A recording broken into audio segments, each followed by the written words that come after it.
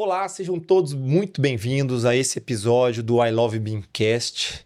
E nesse aqui vai ser um bate-papo sobre um tema que eu acho que está, e com razão, na crista da onda. IA. Como que a inteligência artificial tem atravessado, né, tem provocado reflexões, mudanças, melhorias, questionamentos, aumentos de preocupações, oportunidades para esse mundo que a gente está acostumado a falar aqui no nosso podcast, né? Transformação digital para o mercado de AEC, para itens de manufatura, como que isso acontece na obra, dentro da dinâmica das engenharias, enfim, um mundo de possibilidades. E neste episódio, eu e Lucas, que a gente já está aqui como acostumado a conversar com os nossos convidados, vamos trocar uma ideia sobre isso e trazer um pouquinho das nossas percepções. Lucas, animado para esse bate-papo, cara? Não, como de costume, né? Boa. Todo bate-papo aqui, quando a gente fez aquela retrospectiva, eu estava falando, né, que esses bate-papos nossos sempre são um momento de a gente trazer um crescimento pessoal, porque a gente compartilha informação, discute e ouvir pessoas que às vezes a gente não tem a oportunidade de conversar. Mas hoje, especificamente, acaba sendo um bate-papo de um tema que toda hora que você vai falar desse assunto, né, fala de inovação, de tecnologia, você ouve falar como é que a IA está chegando para a gente, né? Pô. Alguns com mais contato, outros com menos, mas bora lá, vamos conversar um pouco disso. Eu quero fazer aqui uma sugestão da gente dar um pouquinho o nosso lugar de fala sobre isso. Como é que você tem... De onde você olha para a IA, Lucas? Como um usuário, alguém que já trabalhou em algum projeto, alguém que está consumindo, e aí eu também falo um pouquinho de como é que... Sabe, até para a gente setar um pouquinho da expectativa de quem vai nos escutar. De onde a gente fala sobre o tema IA? Então, vamos lá.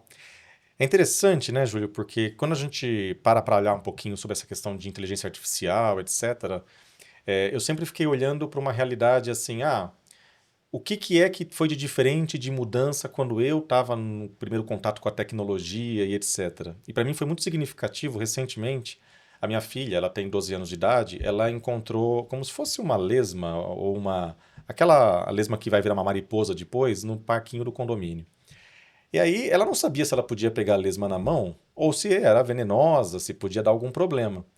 Ela naturalmente pegou o celular, foi para casa, pegou o celular, pesquisou no chat GPT, tirou foto para ver se ela estava segura para poder mexer com aquilo ou não.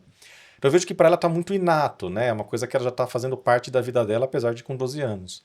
Eu já tenho momentos em que eu tenho ainda que olhar e falar assim, poxa, aqui eu poderia ter usado, aqui eu poderia ter usado um processo de automatização, de correção, de pesquisa que ele pode me auxiliar, né, que a IA pode me auxiliar, mas eu ainda me coloco muito num papel de usuário e de olhar como que ela pode ajudar no desenvolvimento dos nossos projetos, seja aqui na FF, seja alguma coisa que a gente está tocando na vida pessoal, né, para otimizar o que normalmente eu levaria mais tempo, teria mais dificuldade de fazer.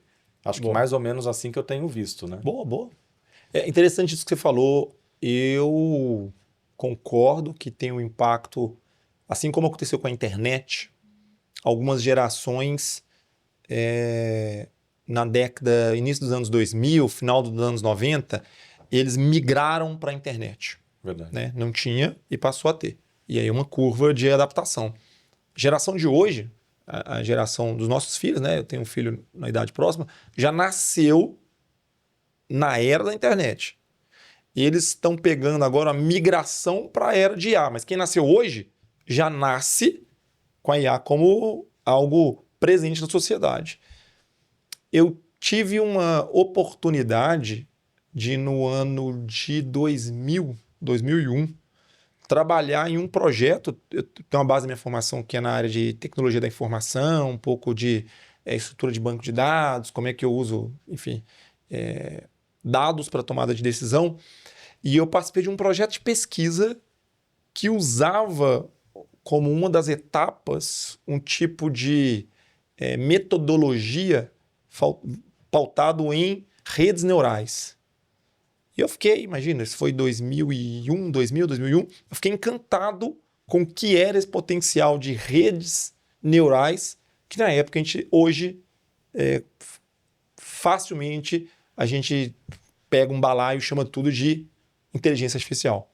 Né? Então, nesses últimos 25 anos, eu tive contatos, tive a oportunidade de ter alguns projetos em que eu usei, apliquei e mesmo com uma visão de que ramificou tanto, ou tá tão acelerado, que tá difícil acompanhar tudo que está Verdade. acontecendo, né? Então, eu tenho esse... Hoje a gente tem adotado alguns projetos aqui dentro da FF. Aí eu tenho visto em alguns clientes isso avançando e monitorando o que está acontecendo no mundo, né? Então tem possibilidades diversas, junto com as possibilidades, pontos de atenção, pelo menos, né? Então, meu ponto de vista é um pouco esse, cara. Interessante você falar isso, né? Recentemente a gente teve um caso, você falou de pontos de atenção, né? Em que uma consultoria acabou entregando um relatório para o contratante que falava assim, que falava os textos do relatório, não uma análise como foi contratado, mas um texto que tinha sido gerado por inteligência artificial sem ser validado. É claro que quando a gente olha para essa iniciativa, a gente fala, poxa, mas isso é óbvio, teria que ter sido revisado, etc. E o problema está menos no uso da tecnologia, menos no uso da IA para a obtenção de um ponto de vista diferente, de uma análise diferente, ou de uma consolidação de dados que permitisse chegar a uma conclusão diferente, e mais num processo, talvez de, não sei se de governança, mas um processo que estabelecesse um fluxo de usa-se a IA, ela está aqui para favorecer o nosso trabalho, para poder otimizar o nosso trabalho, mas também sem carecer, nesse momento em que estamos ainda, de um olhar do especialista para validar aquele processo. É claro, toda vez que a gente entra no chat GPT da vida, a gente vê lá embaixo que a IA pode cometer erros, né?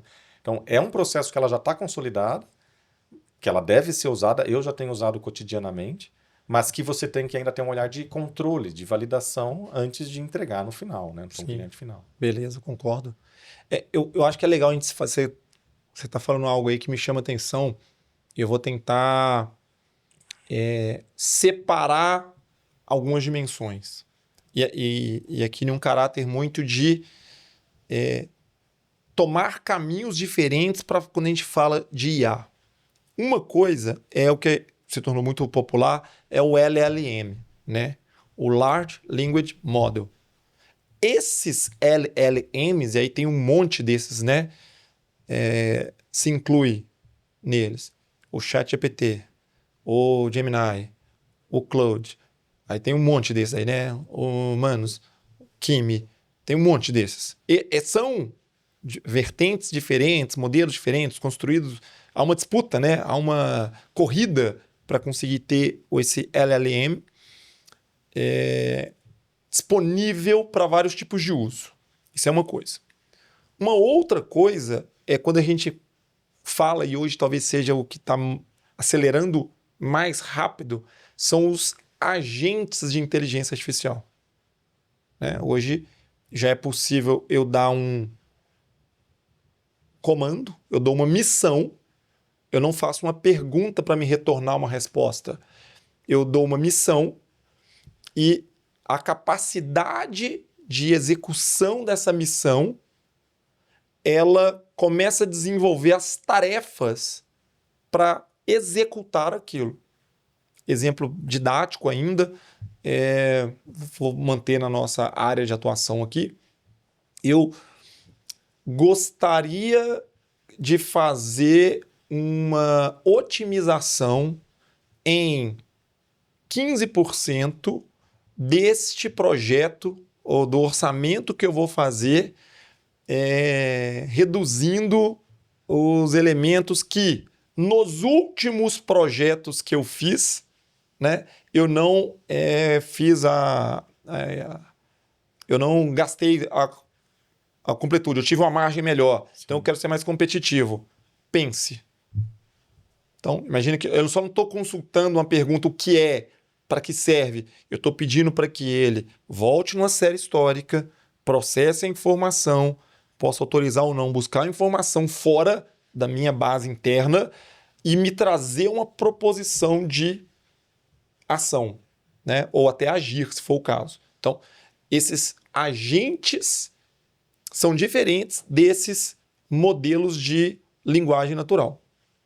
E aí talvez tenha para não ficar fragmentando demais, tem uma outra etapa que é o do machine learning, ou existe uma capacidade computacional de criar a lógica, o algoritmo que eu preciso treinar essa IA. Em algum momento ela foi ensinada a fazer algo. Sim. Então, essa base de ensinar a fazer está sendo feita para o LLM e ela é consumida para os agentes. Só que aqui eu tenho muita diversidade do que eu posso ensinar.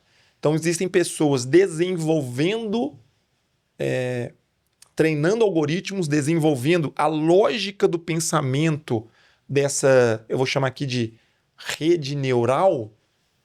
E é bem legal esse conceito de rede neural, que o que é a diferença da rede neural de um raciocínio, de uma estatística linear? Causa, efeito. Pensa num plano cartesiano, né? Isso, logo, aquilo. Correlação direta. Mas como é que a gente aprende o cérebro nosso, a nossa experiência neurológica?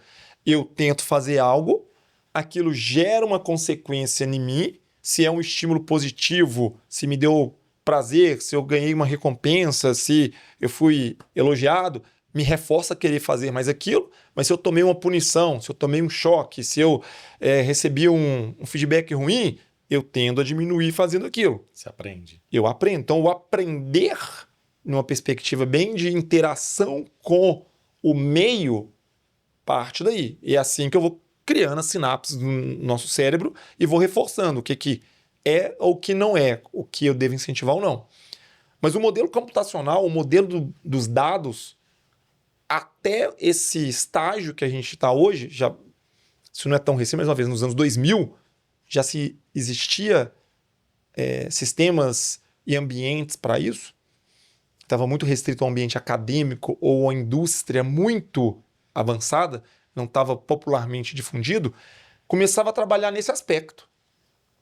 Como que a ação do fluxo do dado que eu estou fazendo, se encontrar um erro, aprende com o erro. Se acertar, diz que aquele é um bom caminho e fica buscando de novo esse parâmetro ou essa situação para continuar aprendendo. Então, o aprendizado do modelo é algo hoje também que mudou o jogo, de como lidar com as raciocínios lineares. Eu tenho raciocínios, vou chamar aqui talvez um conceito da neurociência de arbóreos, né? Eu tenho múltiplas possibilidades ramificadas de chegar a um determinado conhecimento. Então, IA, quando a gente fala IA, pega tudo isso. Tudo isso. Tem uma coisa legal, eu sei que você manja muito eu tenho uma experiência muito forte também na área de sensoriamento remoto, na área de mapeamentos, né? Olhar para escalas de mapas e como que era na nossa época de estudante na graduação, como é que você chegou a trabalhar com ortofoto? Sim. Identificação de... interpretação de imagem, como é que você fazia? No começo, na época da faculdade, fazia na mão, né? Então, usava estereoscópio, por exemplo, colocava numa mesa de luz e fazia na mão. Depois, já com uma ortofoto digital, era interpretação visual com delimitação vetorial, você vetorizar na tela. Eu cheguei ainda a trabalhar um pouquinho com uma classificação supervisionada em que você ensinava ao software certos padrões. Então, você falava, olha, esse aqui é vegetação de reflorestamento, esse também, esse também, esse também. Depois de várias vezes, ele passava a conseguir entender que aquele tipo de resposta espectral da imagem era um reflorestamento e passava a classificar com alguma margem de acerto, alguma margem de erro, o restante da imagem como um todo. Isso aí. Perfeito. O próximo estágio dessa ação é o momento do uso de IA para classificação automática ou detecção. Foi dado tanto input do que alguém teve que treinar, alguém teve que dizer, olha, essa estrutura do pixel que você está olhando, neste contexto, com essa curva espectral, com esse tipo de formato, é tal coisa, tende a ser tal coisa. Isso feito por milhões e bilhões de dados, falou, ok, agora eu entendi já o que é, pode me mostrar várias imagens ou qualquer imagem que eu identifico o que é. E se houver algum erro, opa, errou. Então, deixa eu tentar achar a próxima probabilidade maior, mas já acabei de ter um novo input que eu mesmo começo a aprender. Eu mesmo um sistema algoritmo, né? Então, agora, vou levar isso para um campo, só para a gente ir trazendo para a nossa audiência aqui. Imagina um carro autônomo que tem que tomar uma decisão rápido do que faz. É o mesmo Lucas de 25, 30 anos atrás, que está com, metáforas à parte aqui, né? O paraestereoscópio, olhando, só que ele está com múltiplos sensores, olhando os padrões, identificando o que é e tomando uma decisão computacional se aquilo é pista, rua, bicicleta, cone, né? Freia, sinal, semáforo, chuva, pedestre, em tempo real. A capacidade computacional se tornou tão rápida e as camadas de informações que ele consegue processar são tantas que é a automatização disso. Mas alguém teve que ensinar a IA. E aí, eu acho sempre legal, eu gosto de umas frases assim didáticas, né? Que existem os elementos básicos, o terra, fogo, ar e água da inteligência artificial. Você tem uma hipótese do que poderia ser isso? Nossa, não, essa eu não tenho ideia. Para os gregos, né? Para os gregos, lá tudo é constituído de ar, água, terra e fogo. Né? E dali saía-se o éter, né? Essa essência. A IA a gente fala que hoje é texto, número, imagem e som. Então, tudo que a gente vê ou é uma representação simbólica que eu transformo em um texto, então ele entendeu os padrões de texto, de caracteres, ou é número, trazendo para o lado da matemática, ou é uma imagem, lembrando que a sequência de imagens com frames muito curtos entre eles me dão uma noção de vídeo, Sim, e o som, que é uma decodificação também, né, de uma interpretação do que são vibrações de cordas, né, vocais, que o ouvido interpreta, vai para o cérebro e tal. Então, se eu consigo identificar padrões textuais, numéricos, imaginéticos e sonoros, eu tenho uma base para treinar uma IA. E é isso que ela aprendeu a interpretar. O que está no campo dessa entrada de informação, e eu vou... A sociedade vem feito isso nos últimos anos, esse é o grande boom, né? É que já treinou de maneira tão ampla os dados disponíveis e meio que eles foram seguindo essa ordem, né? Primeiro treinou contexto e por isso que as linguagens naturais respondem muito bem a prompts de textos, porque ele foi treinado massivamente para isso. Agora eu já consigo lidar do ponto de vista matemático, e aí vamos expandir a matemática quando se junta com o texto para as linguagens de programação, né? O que é a linguagem dos códigos dos programadores, né? De quem lida com o desenvolvimento de sistemas, é uma interação matemática linguística. As primeiras imagens, lembra que tinha umas distorções? Sim. Quem é que não lembra daquilo, né? O Will Smith. Comendo macarrão. Ele virou um teste, né? Um padrão de qualidade da imagem é o Will Smith comendo macarrão. Aí eu lembro disso quando eu vi isso a primeira vez. Escutei algumas pessoas falando, nunca que a IA vai conseguir fazer isso. Nunca na cabeça humana. Na cabeça de quem estava acompanhando essa tecnologia, eu falei, que genial já está nesse poder agora, porque ela só está aprendendo. Ela é um bebê. A IA que a gente vive hoje, que a gente utiliza hoje, se fosse o desenvolvimento de um cérebro humano, é um bebê com 1 ano de idade. Hoje, o estado hoje, a última versão do Cloud, a última versão do GPT, a última versão de todos os LLMs que a gente está usando, está para o potencial do que pode ser do que uma criança de 1 ano de idade. Está aprendendo, absorvendo. Está aprendendo, já identifica ali uma criança que está dando os primeiros passos, que está começando a identificar papai e mamãe em palavras, que já entendeu uma leitura de ambiente, que os sensores estão só sendo aguçados. hoje, gravando esse episódio aqui, para que a gente fique datado, daqui a 15 dias, 30 dias muda, em março de 2026. Né? Então, o quão rico esses inputs estão sendo captados e a nossa capacidade de treinar o modelo, só para trazer para o nosso mundo, né? Será que a gente tem espaço para treinar os modelos com plantas de engenheiros e arquitetos? Eu acredito que sim. Quando você estava falando, eu estava pensando aqui a respeito de como que a gente tem usado, vamos dizer, qual é o contato que a gente já tem com IA no desenvolvimento de algum trabalho, né, de algum projeto.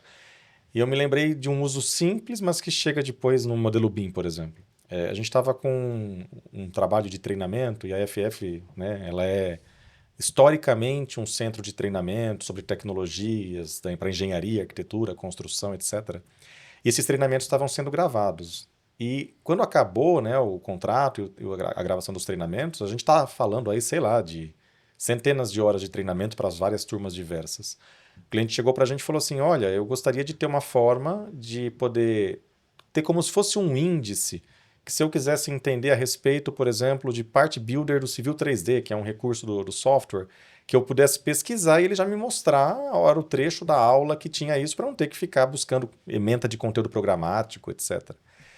E aí a equipe interna, né, quando recebeu essa demanda, teve uma sacada que hoje já é até mais natural para o nosso dia a dia de pegar a transcrição desses vídeos. Na verdade, não tinha, quando foi gravado, não tinha o recurso de transcrição automático, né? Então pegou o vídeo, gerou as transcrições a partir do vídeo, pegou a transcrição na IA novamente, né, esses dois processos na IA, pediu para ela gerar como se fosse esse índice por tempo do treinamento com os tópicos abordados, né, dividindo, de modo que você tivesse um recurso pesquisável, rápido, pronto, para você poder identificar esse conteúdo. Esse foi um uso mais simples, eu acho, né, que na época, quando foi feito há um tempo atrás, já até mais interessante, mas eu estava vendo um outro recurso muito, muito bacana, que era a partir de um modelo BIM que foi feito em IFC, e o IFC, né, que é o Industry Foundation Class, que é nada mais do que um XML, né, é um dado estruturado com informações de pilares, os pilares simples de uma edificação teórica, e aí uma consulta IA, que na época o nosso diretor acabou fazendo, né, esse teste para ver como se comportava, falando assim, olha, me mostra uma análise para ver se esse IFC, um IFC, portanto, que a IA consegue interpretar, né, um dado estruturado, se ela está aderente conforme as regras de cálculo estrutural previstas na legislação, nas regras de engenharia. E a IA conseguiu dar esse parecer. Então, isso abre uma porta, quando a gente fala, pegando um pouco essa questão de IA para a nossa lógica de escopo de trabalho do setor de AECO, né, da FF, abre um mundo de possibilidades para que a gente consiga fazer um processo de validação dos modelos BIM de forma automatizada, mediante certas regras que a gente consiga ensinar, se ela já não souber, né, essa IA. Eventualmente não vai poder ser IA tipo aberta, né, porque você vai ter que submeter o seu modelo BIM a essa IA, vai ter que ser uma coisa restrita, que só a sua empresa acessa, etc. Mas que por ser um dado estruturado e pela regra do jogo estar dada, ela vai conseguir fazer uma análise condizente e, no mínimo, te dar uma pré-análise para você validar se a evolução tecnológica não permitir ela analisar sozinha até lá. Perfeito, cara. Ótimos exemplos. Eu vejo que... Eu vou de novo fazer esse paralelo aqui, porque você me deu esse insight. No mundo que vivia ao início da internet, eu saí da informação que eu interagia fisicamente num livro, né? Nos arquivos de fichário, sabe? Nas mapotecas, né? Sim. Sabe aquelas salas de engenharia que todos os projetos ficavam guardados e eu consultava a informação de maneira analógica e alguém tinha que ter o conhecimento muito tácito do que ela tinha que fazer. A internet possibilita eu acessar informações que estão em outros lugares. Eu ampliar o meu consumo e compartilhamento de dados. A gente viu essa evolução para serviços de informações que eu não precisava nem ter mais local na minha máquina, né? Eu tinha isso com consumo como serviço de dados webs, enfim. O que está acontecendo agora com a IA é que eu consigo conversar com este dado mediado por uma camada que entende o que eu estou perguntando, Por mais que eu não pergunte da maneira mais clara, mas ele tenta entender o que eu gostaria de perguntar e tenta buscar nas fontes que tem acesso, ou do que foi treinado, uma capacidade de me responder. Sabe o que eu acho genial compreender isso? Que o poder, estando disponibilizado na ferramenta, passa a ser diferenciado pelo usuário. Então, eu vejo muito assim, a IA vai tirar o emprego de A, B, C, D, tipo de profissional. A IA vai fazer aumentar a diferença entre o bom profissional e o péssimo profissional. Entende isso? Porque o péssimo profissional é aquele que talvez fazia um trabalho que agregava muito pouco e ele fazia uma tarefa operacional repetitiva de um processo que ainda não estava integrado, automatizado. Vou aqui talvez dar uma metáfora aqui. A tarefa que não pode ter erro, que tem que seguir um procedimento muito claro e é esforço. Copia aqui, cola aqui. Copia aqui, cola aqui. Acabou. Porque, voltando no exemplo que a gente deu do estereoscópio ou de qualquer captura de dado, já foi ensinado esse padrão. Então, isso a IA já faz. Vou dar um exemplo que a gente está fazendo aqui internamente na FF, para mostrar um caso prático e vou estender o exemplo. Nós temos um canal de suporte no time de sucesso do cliente. Esse canal de suporte é assim, o cliente, ao receber as licenças, pode surgir um nível de dúvida pelo nível de conhecimento que o usuário tem. Olha, a primeira vez que eu faço isso, eu tenho dúvida de como é que é mesmo que eu faço a instalação, onde que eu pego a minha licença, eu tenho um tipo de dúvida. E essas dúvidas são repetidas.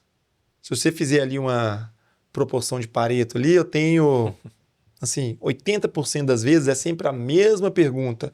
E adivinha como é que os profissionais de suporte davam as respostas?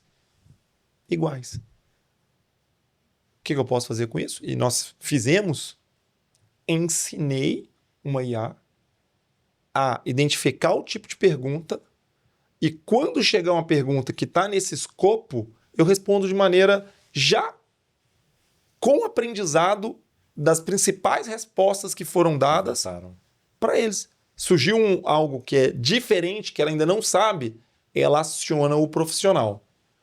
Caiu no escopo que ela já foi treinada e já entendeu que é padrão, ela responde. E com a camadinha que é para mim, a virada de chave, né? Ela está buscando o tempo todo se atualizar, se mudou uma versão, o que você falou, entrou uma nova legislação. Vamos levar isso para os profissionais que a gente que usam as tecnologias, e aqui especificamente as tecnologias de arquitetura, engenharia. Vou para ser mais direto aqui. A Autodesk está acompanhando e lendo todo esse movimento e ela sabe quais são as funções, os comandos, as dúvidas que os usuários têm e qual é o próximo passo. Quem faz isso, logo precisa daquilo. Com tanto padrão que as próximas versões das ferramentas já serão intuitivas. Elas já vão tentar te ajudar a fazer, que elas foram treinadas para isso. Então, é isso. A atividade operacional repetitiva é a que vai perder espaço para automação.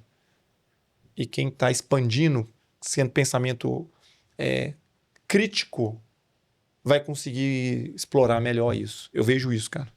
Nossa, acho fantástico isso que você falou, porque pensando outros usos, né? Então, uma coisa que eu usava e ainda uso bastante, por exemplo, é coisa simples, né? Mas eu vou chegar no que você falou. Por exemplo, a gente recebe um termo de referência para uma proposta, para enviar uma proposta, né? Um orçamento, uma cotação, e a gente recebe uma versão, a gente faz a proposta, entrega, e aí depois de um tempo vem um termo de referência revisado, ou vem a própria licitação. E aí, para você fazer a proposta novamente, você tem que ter certeza do que mudou entre um termo de referência e outro. Antigamente, ou eu lia o termo de referência inteiro, ou eu copiava e colava no Word para poder ter aquela comparação que o Word tinha. Hoje é muito menos. Você sobe os dois numa IA e ela compara para você e te diz exatamente o que mudou para te dar segurança na emissão da proposta. Aqueles recursos que a gente viu, por exemplo, de consulta por linguagem natural dentro do Autodesk Construction Cloud. Então, eu preciso encontrar um arquivo que contém dentro dele uma informação. Você pesquisa isso e ele já te permite encontrar. Tudo isso eu acho que é fantástico. Então, e aí, me deu um estalo na cabeça de algo que você falou agora, que foi muito bacana, porque você falou assim, esses processos que a Autodesk já passou a olhar, que a IA aprende com as ações do usuário, se ele faz isso e dá um erro, que mensagem que ele tem que receber, se ele faz isso, ele precisa de uma predecessora, avisá-lo que ele precisa disso, por exemplo. Eu me lembrei de quando eu estava dando treinamento para as equipes de engenharia, de arquitetura, de trabalhar com software de GIS, que é o AutoCAD Map nesse caso. E eu me lembro que quando eu estava dando treinamento de como você carregar uma base de dados, carregar um projeto de engenharia, o grande problema que acontecia a maior parte das vezes era um problema de sistema de coordenadas. Ou porque a pessoa não informou, ou porque a base de origem não tinha, ou estava definido com outro, enfim. Era um problema recorrente que acontece com a maior parte das pessoas que trabalham com isso, né? E aí eu me lembro que eu coloquei um exercício no treinamento proposital para dar erro. Então, assim, se ele seguisse o passo a passo da aula sem a aula, né, sem eu estar ali presente, ele ia travar num certo momento porque ia dar um erro. E o que eu estava querendo atingir com aquilo era mostrar que aquele erro era recorrente e o que ele tinha que fazer para corrigir. Agora, olha que coisa fantástica se a gente está usando o nosso software, né, usando o Civil 3D, usando o Revit ou qualquer software de engenharia que seja, ele já tem a capacidade de, vendo uma ação que eu estou tomando, saber que aquilo potencialmente vai dar um erro, me avisar previamente, não só do erro, mas também do caminho que eu tenho que cumprir para que aquilo não se torne um problema de fato, né? Esse ponto, Lucas, é para mim um estado da arte do uso da tecnologia da informação. Não estou nem falando mais de IA. É resoluções preditivas. Porque eu estou monitorando a trajetória do fluxo do dado, do que eu preciso ver, e eu vejo que ele está se desviando do que deveria ser o alvo. Estou aqui sendo bem conceitual. Então, eu posso antecipar e falar assim, olha, se você continuar indo por esse caminho, vai dar um erro. Ele pode te corrigir, pode te informar, ser mais autônomo ou pedindo sempre validações humanas, né? E aí você vai conseguindo corrigir isso. E aí vai para um ponto crítico de polêmica. Polêmicas. Vamos que vamos. Treinei a IA. Aprendi a não fazer mais o erro, E ela começou a me corrigir no meu sistema. Mas eu não cobri a totalidade dos erros, porque o modelo pode ter sido falho. Tudo bem? E aconteceu um erro que eu deixei rodar no automático da IA. De quem é a responsabilidade? Boa pergunta, hein? Essa é polêmica mesmo. Mas por que isso é polêmico? A transferência da responsabilidade para o algoritmo, eu acho que a gente ainda não está maduro o suficiente para nos isentarmos disso. Sim. Nós quem? Qualquer profissional que está usando esse tipo de tecnologia.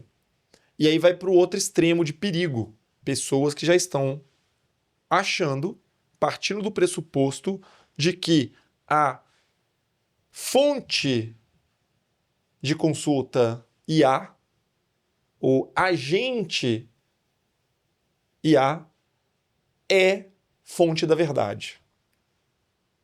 Entende? E ali tem uma caixa preta, né? Tem se você não conhecer como o modelo foi treinado, qual tipo de raciocínio ele fez para dar a resposta, se há um viés nele, viés de ser mais... isso aí é um perigo. E agora, só para categorizar bem o que eu falei, falando de LLMs, né? Há um viés de ele ser sempre positivo e te forçar uma resposta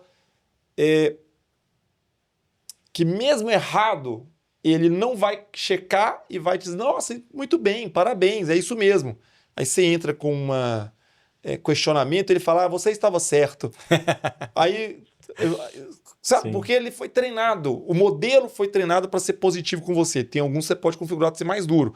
Mas se você traz isso para uma operação, para uma tomada de decisão já em tempo real, sem um nível de supervisão, e ele erra, o erro é de quem não supervisionou, o erro é de quem treinou o modelo, de quem assume essa responsabilidade? Nós estamos nesse momento de discutir governança e aspecto ético, legal da adoção de tecnologias agênticas, autônomas e de resposta. Isso é muito do momento, sabe? As organizações que estão implementando estão fazendo por maneira, vou chamar quase que competitiva, para competitividade, ganhar eficiência, ganhar performance, ganhar precisão, mas estão chegando nesse limiar. Quem é o responsável por isso? De quem é a autoria? Aí eu começo a discutir segredo industrial. Como é que eu protejo o meu dado? Mas como é que eu me conecto com o táxi de novo? Nós estamos nesse momento, cara, de discussão. É um momento complexo de avaliar, né? Eu estava vendo recentemente, foi alguma coisa no LinkedIn, não lembro exatamente, mas a mensagem era a seguinte, de que se você usa cegamente uma decisão que está dada por uma inteligência artificial e você não pode responsabilizá-la porque ela foi programada dessa forma, né? E aí até abre um parênteses dizendo esse uso de chatbox, por exemplo, ChatGPT, Gemini, que estão públicos e que você não pode mandar todas as informações ou que estão com algum viés, né? Aí só fechando parênteses, se você não consegue atribuir essa responsabilidade, talvez não seja o melhor caminho para tomar a decisão. Mostrar cenários, perfeito. Mas a decisão ainda ser com uma pessoa que pode ser responsabilizada por isso. Perfeito.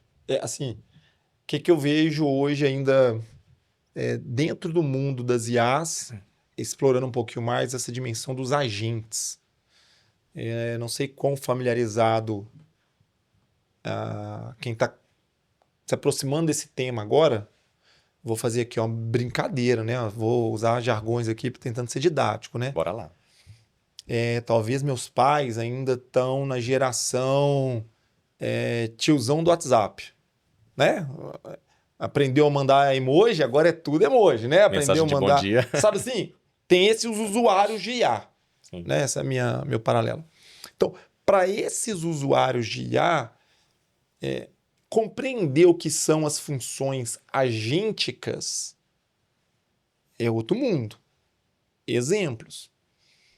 A grande quantidade de funções que estão sendo programadas e executadas com fluxos muito mais complexos já são todas feitas com IA. Exemplo básico, eu vou trazer um pouco para a questão de um comentário que você colocou aí. Eu posso fazer um comparativo do termo de referência? Por exemplo. Eu tinha uma expectativa do que eu tinha como referência, chegou uma nova informação, eu checo o que mudou entre elas, 100 páginas, 200 páginas, eu preciso fazer em pouco tempo, não precisa mais ser um humano para confirmar, beleza? Lembra que é texto. Verdade. Eu posso fazer isso para imagem, canteiro de obra, tenho sensores, câmeras capturando e eu coloco a regra. Se há um padrão de ter uma pessoa, ela tem que estar usando uma API. Se não está usando uma API, eu tenho uma desconformidade a uma lei. Quem deve ser avisado por isso? Se eu tenho algo que deveria estar acontecendo em um cronograma e não está acontecendo, eu tenho de novo uma não conformidade. Eu disparo uma ação para alguém fazer. Eu começo a programar ciclos de tomada de decisão por agentes que são muito produtivos. Mais uma vez, talvez para quem já está usando agentes, já está indo para criança de 3 anos de idade. Sim. Onde isso vai impactar a indústria que a gente atua, o segmento que a gente atua? Eu vejo como disruptivo. Disruptivo. Se hoje eu tivesse iniciando minha carreira na formação de ensino superior, assim, mais uma vez, né, eu tive uma coincidência, uma história, eu posso até depois contar ela com calma, há 25 anos atrás, ter trabalhado com redes neurais, eu hoje iniciaria minha carreira entendendo que isso é muito profundo. Não se esquivem de entender como usar. Próxima camada. Como está sendo construído. Por quê? E aí a interface conhecimento técnico e capacidade de programar está encurtando. Verdade. Eu posso pedir para criar uma aplicação que resolva um problema que eu, como especialista, preciso fazer. Eu não estou mais falando de esperar alguém fazer uma aplicação. Então, dentro das organizações, o que tem surgido de oportunidades, aqui eu vou chamar talvez dos vibe codes, né? Eu não preciso mais ter a pessoa criando código sem querer entrar em outras polêmicas. Eu acho que o programador, que também é um excelente profissional, crítico, que entende do negócio, continua tendo espaço. O programador que vai perder espaço é o que era Ctrl-C, Ctrl-V. O advogado que vai perder espaço era o que era Ctrl-C, Ctrl-V. O profissional que era baixa competência e muita repetição de processo é o que vai perder espaço em todas as áreas. Sim, né? faz sentido. Eu vejo isso como uma situação que... Imagina eu trabalhar com planejamento de obras. A etapa de planejar. E eu começo a gerar soluções agênticas, soluções de IA, para simplesmente algo... Traga para mim o benchmark das principais publicações acadêmicas versus os relatórios das outras corporações públicas versus... Você começa a criar parâmetros, você delimita bem o modelo e fala para que eu possa fazer o melhor planejamento dessa obra. Eu saí do campo de ser só o conhecimento daquele profissional que estava ali, daquele conjunto de profissionais que estava ali. Então, quem já não está fazendo isso, de buscar o melhor que pode ser feito no mundo de acesso à informação da IA, já está limitando a sua tomada de decisão. Então, você tem que saber usar esse potencial da ferramenta. Isso é muito legal. Você estava falando da programação, eu me lembrei que antigamente você ia fazer um SQL de uma consulta num banco de dados. No início, ou você tinha um colega com quem você tivesse oportunidade de conversar, ou você ia bater bastante cabeça, né? Depois a gente começou a ter aqueles portais como Stack Overflow, em que o pessoal postava dúvidas e você conseguia encontrar. Também tinha ali um processo de pesquisa, de encontrar alguém com a mesma dúvida e ter a sorte de que tivesse tido uma resposta que você pudesse usar, né? Mas ainda assim um processo mais longo. Agora, com o IA, para aquele profissional que você falou, que é o profissional que tem a capacidade de olhar o problema, entender, transformar, o desenvolvedor que não está copiando e colando, né? A IA é uma maravilha, porque você consegue, inclusive, prever formas de otimizar um código que você tenha desenvolvido, ou de, eventualmente, acrescentar algo que você não tenha clareza de como pode ser feito, mas que você pergunta com linguagem natural e ela busca para te trazer, né? Então a gente tem que ter só esse cuidado de não transformar esse profissional que era um profissional crítico, analítico e que construía, para ele se tornar um profissional de copy-paste só pegando o que a IA eventualmente traga para ele a partir de uma pergunta. Perfeito, concordo. E aí está um ponto interessante das organizações também. A velocidade de uma coisa chamada diferencial competitivo, né? Como eu me diferencio no que eu faço? Não vai estar mais no corpo de profissionais que têm o conhecimento neles. Olha que loucura isso, vamos pensar. Se você tinha um profissional que ele era tão bom porque ele teve tanta experiência, ele fez tanta coisa que te diferencia pensando para consultoria, tá? De outras empresas. O conhecimento dele, que é uma base de conhecimento que estava muito bem divulgado no campo acadêmico, no campo de projetos, ele tem cases para fazer. Esse conhecimento, cada minuto, migra para a base de algumas IAs e a IA consegue acessar essa informação. De maneira quase que orgânica isso está acontecendo. Então, isso não é mais diferencial. Você achar que por você ter o conhecimento, você é o único que sabe fazer aquilo. Porque outras pessoas que não viveram aquilo que você viveu, não têm aquele conhecimento, Vão ter acesso. passarão a poder fazer as perguntas certas. A outra coisa é quando eu vou para o campo da atividade barra produto, eu vou chamar aqui, é o projeto, né? Eu começo a ter a capacidade de monitorar o desvio do que deveria ser o correto cada vez mais rápido. Então eu também universalizo esse diferencial competitivo. E passa a ser o diferencial competitivo quem melhor adota isso. E para melhor adotar isso, eu preciso ter governança do conhecimento que eu tenho. A governança é quais dados eu estou acessando, como que esses dados se integram, como que eu confio nesse dado, como que o nível de conhecimento dos meus usuários estão para utilizar essas ferramentas, e as organizações deveriam virar agora a sua energia de capacitação para lidar com esse tipo de conhecimento. Eu vejo isso acontecendo pouco ainda. Sabia? Eu vejo pouco, com uma certa razão. Não há uma geração que se formou no desenvolvimento, uso, adoção de IA. Pipoca agora, né? Sim. Faça o curso aqui, nossa formação com IA ali, né? A gente mesmo aqui já começou a falar sobre isso, mas está todo mundo ainda tateando.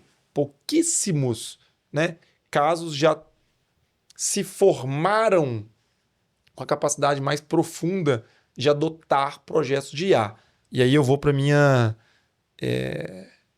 colocação, mais uma vez, outra polêmica aqui, né? Que é de quem é o risco para uma, por exemplo, manipulação da IA. Aconteceu recentemente uma empresa hackeou uma outra empresa,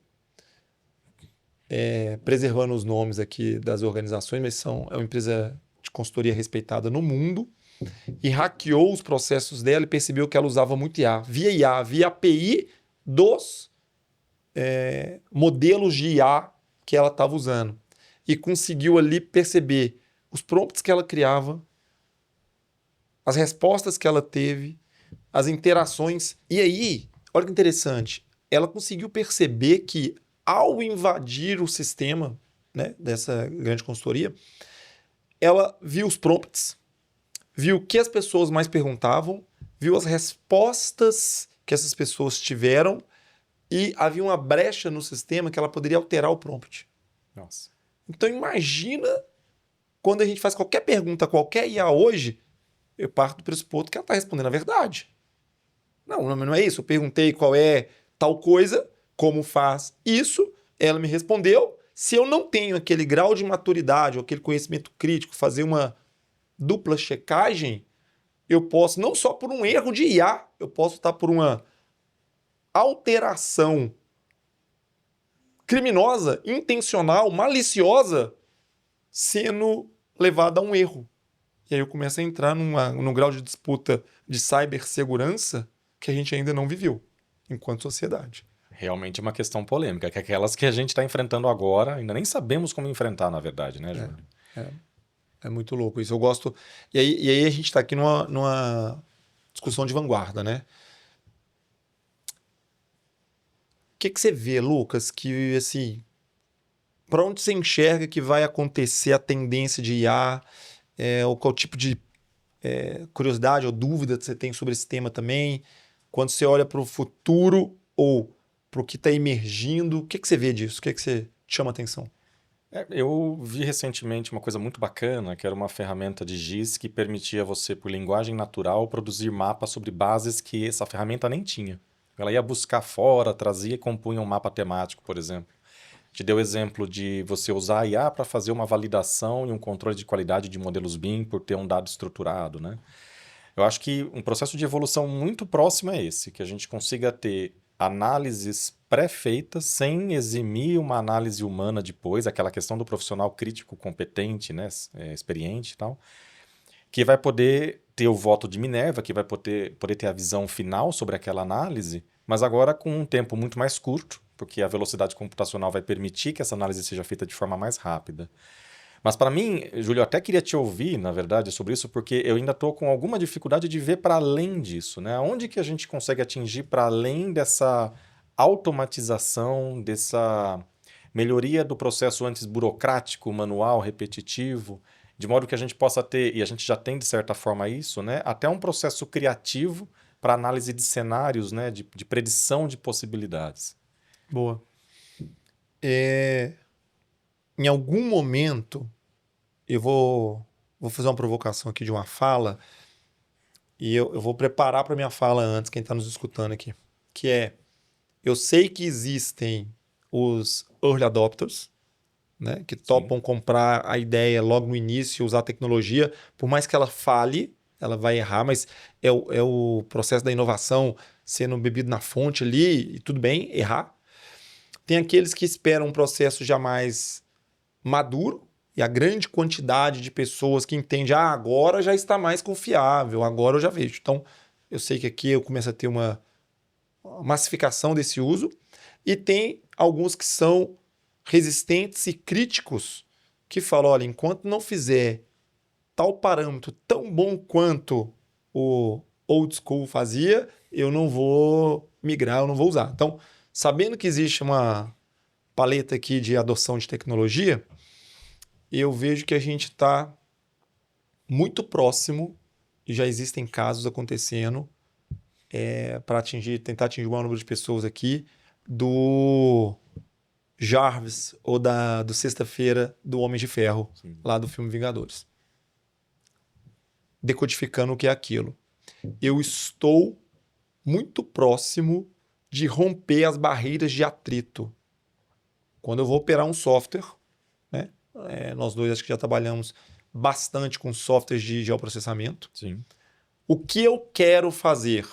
Eu quero fazer um mapa temático com um grau de informação que a gente sabe que tem que ser para um fenômeno coroplético, é um fenômeno discreto no espaço e que ele tem delimitações geográficas, por exemplo, municípios, e que o dado que eu quero fazer aquele mapa, ele vem de uma fonte secundária, que eu teria que trazer essa fonte secundária, Sim. IBGE, IPEA, qualquer órgão que seja, pegar aquele atributo do banco de dados e vincular ao atributo espacial e fazer queries, né, de lógicas booleanas dizendo o que está contido, o que está num raio de 5 km, o que intercepta. E para fazer tudo isso, dependente do software que a gente usar, há uma sequência de comandos de botões que você tem que abrir menu, abrir tal biblioteca, clicar em tal local, corrigir tal parâmetro, né? Sempre. E aí, isso tudo que a gente faz para que no final saia o produto que a gente quer.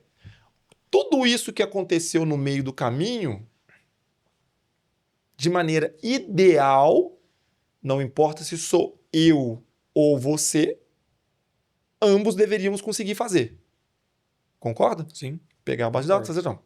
Se eu ou você deveríamos conseguir fazer, qualquer pessoa deveria conseguir fazer, porque tem a formação para isso, porque esse conhecimento está documentado.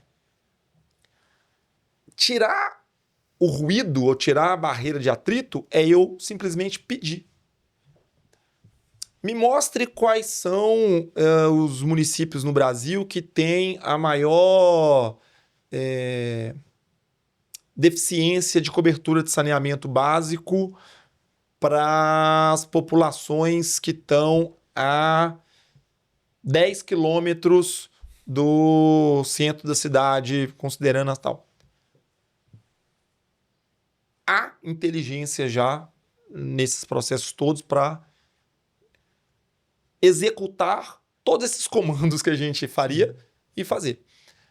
Vai gerar um resultado. Tá? Vou perguntar. Gerou um resultado. Eu consegui olhar para esse resultado e falar, mude a escala, eu quero uma escala mais generalizada, e importe para mim, então, a sugestão do melhor modelo de uma estação de tratamento de água, considerando essas características locacionais, e fazendo a distribuição num custo mais exequível de implementação de uma rede de captura e tratamento de água, seguindo o padrão da legislação brasileira para esse tema. E sem, óbvio, ferir nenhuma questão ambiental tal. Sabe? Assim, ó, eu tô falando nesse ponto é ser semântico. Sim. E eu ser capaz... Mas olha, por trás dessa minha explicação, eu tive que ter uma base de saber o que pedir. Mas o operacional de fazer, hoje em dia já é possível ser feito. Já existem casos. Eu vi um congresso, eu estava num congresso ano passado no exterior, eu vi isso rodando numa empresa italiana que estava mostrando um caso em Veneza. Isso aqui que eu estou dizendo, Veneza, que é uma das regiões do mundo, existem outras, que tem um nível muito avançado de gêmeo digital. Todo gêmeo digital já está sobre uma base de informações e atributos, um BIM em uma escala maior do que o da construção, do que o do elemento, conectados entre eles numa visão de cidades, e aí ir para o lado do City Information Model, e a capacidade de ter múltiplos sensores monitorando o que está acontecendo e alguém com linguagem natural pedindo alterações. Então ele pedia, havia alteração. Falava, o modelo fazia. Aí você começa a falar. E se esse ano chover o pico da série histórica? Qual que é a consequência de inundação? E se esse ano eu tiver a maior escassez possível? Daqui a 2 anos acontecendo um El Niño, como ficaria essa realidade que nós estamos vivendo nesse momento? Então, isso que eu acho que vai ser uma tendência que a gente tem que estar preparado para esse modelo de atuação profissional, né? Não mais ser capaz de saber o comando dentro de um software. Sim. E dizer, uau, eu sei mexer, né, na tecnologia porque eu conheço o clique aqui, clique aqui, clique aqui, clique aqui e os macetes que eu tenho. Acabou, isso não é mais valor. Mudou, já foi. Mudou. É isso. Rapaz, conversa bacana. Conversa bacana.